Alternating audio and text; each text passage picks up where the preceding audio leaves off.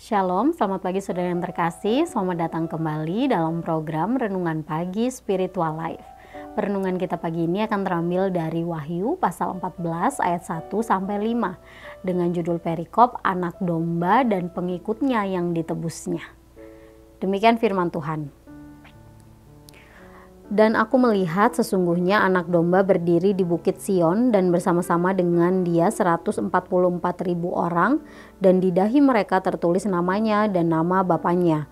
Dan aku mendengar suatu suara dari langit bagaikan desau air bah dan bagaikan deru guruh yang dahsyat. Dan suara yang kudengar itu seperti bunyi pemain-pemain kecapi yang memetik kecapinya. Mereka menyanyikan suatu nyanyian baru di hadapan tahta dan di depan keempat makhluk dan tua-tua itu. Dan tidak seorang pun yang dapat mempelajari nyanyian itu selain dari 144.000 orang yang telah ditebus dari bumi itu. Mereka adalah orang-orang yang tidak mencemarkan dirinya dengan perempuan-perempuan, karena mereka murni sama seperti perawan. Mereka adalah orang-orang yang mengikuti anak domba itu kemana saja ia pergi. Mereka ditebus dari antara manusia sebagai korban-korban sulung bagi Allah dan bagi anak domba itu. Dan di dalam mulut mereka tidak terdapat dusta, mereka tidak bercelah. Saudara yang terkasih, dalam perikop yang sudah kita baca tadi, Rasul Yohanes menjelaskan bahwa dia melihat sebuah penglihatan, yaitu anak domba Allah, yaitu Kristus berada di bukit Sion bersama dengan jemaatnya. Bukit Sion dalam ayat ini adalah gambaran dari sebuah tempat yang aman karena berada dalam perlindungan Allah. Lalu Kristus, dikatakan bahwa Kristus bersama dengan jemaatnya, yaitu orang percaya yang berjumlah 144.000 orang, yang merupakan jumlah simbolis dari seluruh orang percaya di sepanjang zaman. Mereka adalah orang percaya yang telah dimeterai dengan tanda di dahi bertuliskan nama Allah Bapa dan Kristus. Materai ini merupakan simbol dari orang percaya yang hidupnya saleh.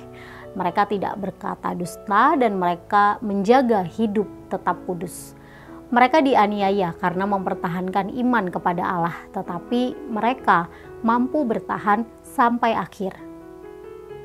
Saudara, penglihatan Rasul Yohanes ini disampaikan kepada orang percaya yang saat itu sedang berada di bawah penganiayaan Kaisar Domitianus. Bagi mereka yang tidak mau menyembah kaisar ataupun dewa, maka pada saat itu akan dianiaya, disiksa atau bahkan dibunuh. Saat itu orang percaya mempertaruhkan nyawa mereka demi mempertahankan imannya kepada Allah. Setiap hari mereka menghadapi ancaman yang sangat mengerikan. Di tengah situasi ini, Allah memberikan harapan melalui penglihatan Rasul Yohanes. Allah berjanji akan menyertai orang percaya yang setia sampai akhir. Seandainya pun mereka harus gugur sebagai martir, maka Allah menjamin bahwa jiwa mereka akan aman bersama Allah.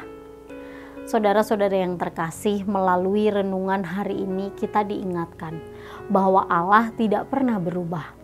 Dia pasti akan melindungi dan menyelamatkan orang yang hidup kudus dan setia sampai akhir hidupnya di dunia ini.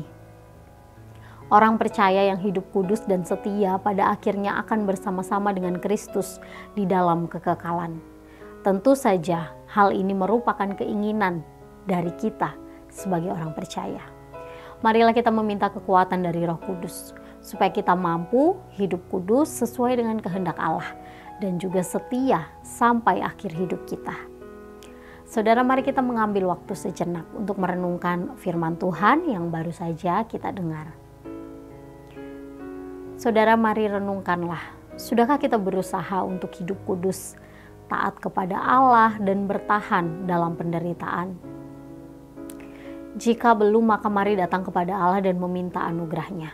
Mari meminta kekuatan dari Roh Kudus agar saudara mampu hidup kudus, taat, berkenan kepada Allah, dan setia sampai akhir hidup.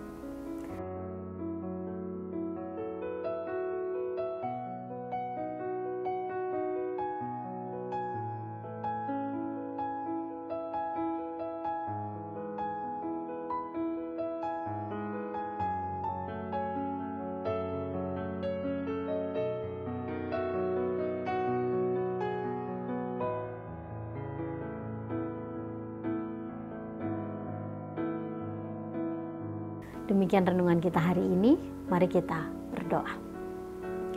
Ya Allah Bapa kami, sungguh kami mengucap syukur untuk kasih dan kemurahan-Mu dalam kehidupan kami. Terima kasih Tuhan, Kau sudah menyertai kami dalam istirahat malam dan pagi hari ini kami bisa bangun dalam keadaan yang baik. Tuhan, kami bersyukur untuk firman-Mu yang mengingatkan sekali lagi kepada kami bahwa kami memiliki Allah yang tidak pernah berubah.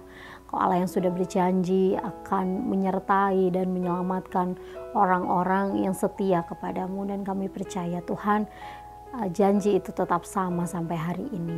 Kami berdoa Tuhan, kiranya Engkau memberikan kami kekuatan, membimbing kami supaya setiap langkah kehidupan kami itu berkenan di hadapan-Mu, sehingga pada akhirnya nanti Tuhan kami didapati menjadi orang-orang yang setia di hadapan Tuhan.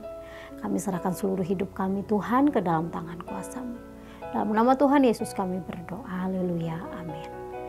Demikian renungan kita hari ini. Selamat pagi, selamat beraktivitas. Tuhan Yesus memberkati.